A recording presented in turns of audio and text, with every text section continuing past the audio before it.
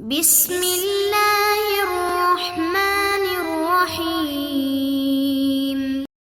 علیکم معزز طلبہ کرام، آپ سب کیسے ہیں؟ آج ہم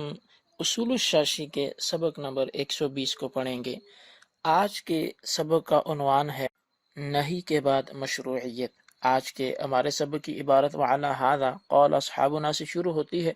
آئیے عبارت پڑھ کے ترجمہ کرتے ہیں اور باقاعدہ سبق کی وضاحت کرتے ہیں۔ مصنف علیہ رحمہ لکھتے ہیں وعلی ھذا قول اصحابنا النہی عن التصرفات الشرعیۃ یقتضی تقریرہا، اور اسی بنیاد پر ہمارے اصحاب نے کہا کہ تصرفات شرعیہ سے نہیں، یہ ان کے پختہ ہونے کا تقاضا کرتی ہے۔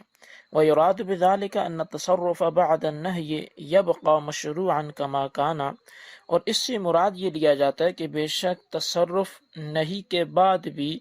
ایسے ہی مشروع رہتا ہے جیسا کہ پہلے تھا۔ لأنه لو لم يبق مشروعا كان العبد عاجزا عن تحصیل المشروع، اس لیے کہ اگر تصرف مشروع نہ ہو تو بندہ مشروع چیز کو حاصل کرنے سے عاجز ہوگا۔ وحينئذ كان ذلك نهيا للعاجز وذلك من الشارع محال، اور اس وقت پھر بندے جو کہ عاجز ہے اس کو نہیں کرنا لازم آئے گا، اور شارع کی جانب سے ایسا کام محال ہے۔ وبه فارق الافعال الحسیۃ لأنه لو كان عینها قبیحا لا يؤدي ذلك الى نهی العاجز، اور اسی سے افعال حسیہ بھی الگ ہوگے، اس لیے کہ اگر ان کا عین قبیح ہو تو وہ پھر عاجز کو نہیں کی طرف نہیں لے کے جاتا۔ لأنه بهذا الوصف لا يعجز العبد عن الفعل الحسی،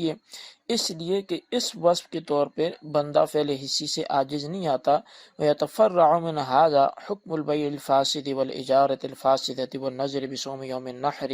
وجميع صور التصرفات الشرعية مع ورود النهي عنها، اور اسی سے بے فاسد اور اجارہ فاسدہ اور یوم نحر کے دن روزے کی نظر کا حکم متفرع ہوتا ہے، اور تصرفات شرعیہ کی تمام صورتیں کہ جن پر نہیں وارد ہے۔ فقلنا البيع الفاسد يفيد الملك عند القبض باعتبار انه بيع ويجب نقضه باعتبار كونه حراما لغيره، تو بس ہم نے کہا کہ بے فاسد وہ ملک کا قبضے کے وقت فائدہ دیتی ہے اس اعتبار سے کہ وہ بے ہے، اور اس کا توڑنا اس اعتبار سے واجب ہے کہ وہ حرام لغیرہ ہے۔ جی، یہ ہمارے سبق کی عبارت اور اس کا ترجمہ تھا۔ اب آئیے اس کی وضاحت کی طرف بڑھتے ہیں۔ وعلی ھذا قال اصحابنا سے مصنف نے افعال شرعیہ کا حکم بیان کرنے کے بعد اس عبارت سے احناف اور شوافے کے درمیان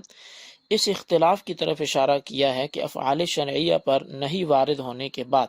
ان کا جواز باقی رہتا ہے یا نہیں، جس کی تفصیل یہ ہے کہ امام شافعی کے نزدیک افعال شرعیہ پر نہیں وارد ہونے کے بعد ان افعال کا جواز باقی نہیں رہتا، کہ جس طرح افعال حسیہ پر نہیں وارد ہونے کے بعد ان افعال کا جواز باقی نہیں رہتا، ان کے نزدیک دونوں کا حکم ایک ہی ہے، جبکہ احناف کے نزدیک افعال شرعیہ پر نہیں وارد ہونے کے بعد ان کا جواز باقی رہتا ہے، اور ان کا کرنے والا حسن لنفسہ ہی اور قبیح لغیرہ کا ارتکاب کرنے والا ہوگا۔ مصنف نے احناف کے مذہب کو دلیل سے ثابت کیا ہے۔ یراد بذالک سے مصنف نے مشائخ حنفیہ کے قول، جن کا قول تھا کہ افعال شرعیہ پر نہیں کا وارد ہونا ان کے جواز کا تقاضا کرتا ہے، اس قول کی مراد کو بیان کیا ہے کہ مشائخ کے اس قول سے مراد یہ ہے کہ افعال شرعیہ جس طرح نہیں سے پہلے مشروع تھے اسی طرح نہیں کے وارد ہونے کے بعد بھی مشروع ہوتے ہیں۔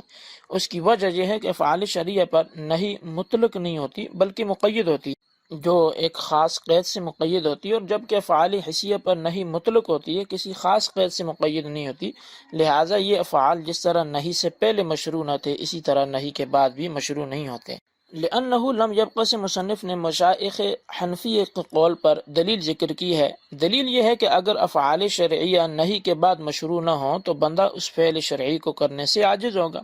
اور اس وقت فعل شرعی سے نہیں عاجز کے لیے نہیں ہوگی کہ بندہ کسی فعل کے کرنے پہ عاجز ہے اور اس کو اسی فعل سے روکا جائے۔ مثلا کسی اندھے کو کہا جائے کہ تو مت دیکھ، ایسے فعل سے بندے کو روکنا جو بندے کی قدرت میں ہی نہ ہو، وہ تو نفی اور نسخ کہلاتا ہے، نہ کہ نہیں، چونکہ نہیں میں شریعت کی جانب سے بندے کو اختیار ہوتا ہے کہ اگر نہیں کرے گا تو مستحق ثواب، اگر کرے گا تو گناہگار ہوگا۔ جو کام بندے کے اختیار میں نہ ہو اس سے نہیں فضول ہے، اور فعل ابس جو ہوتا ہے وہ محال ہے، اور جو محال کو مستلزم ہو وہ بھی محال ہوتا ہے۔ لہٰذا معلوم ہوا کہ افعال شرعیہ کا نہی کے بعد مشروع نہ رہنا محال کو مستلزم ہونے کی وجہ سے یہ خود بھی محال ہے۔ تو ہمارا دعویٰ ثابت ہو گیا کہ افعال شرعیہ پر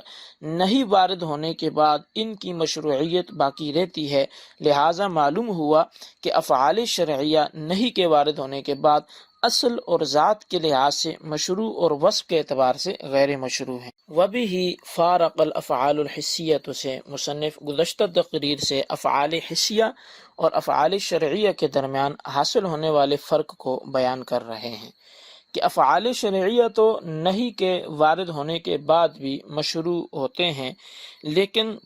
افعال حسیہ کہ جس طرح نہی سے پہلے بھی مشروع نہ تھے، اسی طرح نہی کے وارد ہونے کے بعد بھی بالکل ہی مشروع نہیں ہیں۔ چونکہ افعال حسیہ میں اختیار شریعت کی جانب سے نہیں ہوتا بلکہ آغاہ کی سالمیت کی وجہ سے ہوتا ہے، تو فعل حسی کے قبیح لعینہ ہونے کی وجہ سے